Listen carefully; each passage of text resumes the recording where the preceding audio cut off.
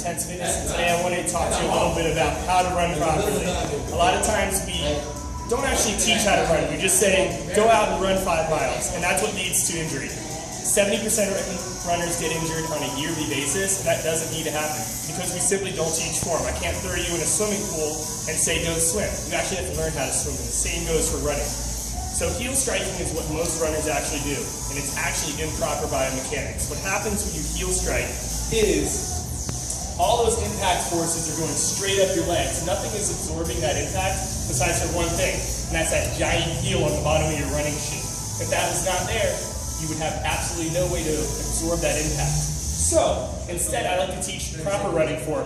Some people call it pose running, chi running, forefoot running, barefoot running. I call it just running because that's how you should be doing it. So instead of landing on that heel and taking all those impact forces straight up your leg, instead we're going to land under the bottom. We're going to land on our forefoot, more in particular your 4th and 5th metatarsal. So that's going to be the outsides of your feet right here. That's going to help support the arch in your foot, and you are slowly going to land on your 4th and 5th metatarsal, slowly rolling over to that 1st metatarsal to that great toe, that big toe. The heel's going to just kiss the ground, and then you're going to push right off that ground. What that's going to be able to do, I'm going to use my calf as a shock absorber now. That's going to absorb those impact forces, create almost no impact force, and create an elastic reflex in my calf that's going to be able to absorb that impact and then push right off the ground to generate a better, more efficient stride while you're running. I'll show you that in a second. A couple things you can do to practice that is jump rope. Nobody's going to jump rope on their heels. We all jump rope properly and then go outside and run improperly for whatever reason.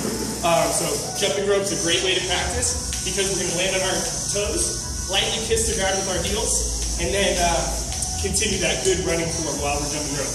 Another way to work on that push off the ground is a one-legged jump.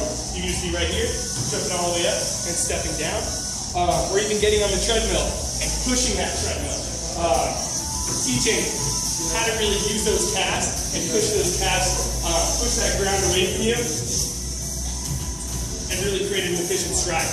I don't typically recommend running on treadmills because people tend to do what I call treadmill run, and they keep up with the treadmill rather than really landing and pushing off that ground behind them. Instead, they're just keeping up with themselves like a gerbil. So I usually like running outside, but for today, I'll show you some good running form on the treadmill. So the key points is you want a tall chest with a slight lean forward to create momentum.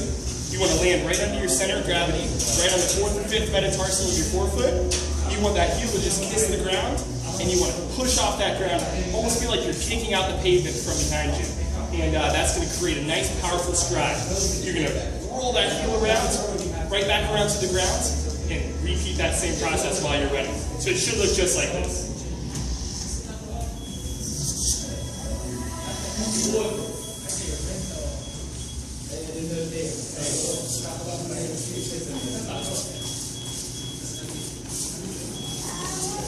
I've got a nice tall chest, landing on my 4th and 5th metatarsal of my forefoot, and pushing off that ground behind me.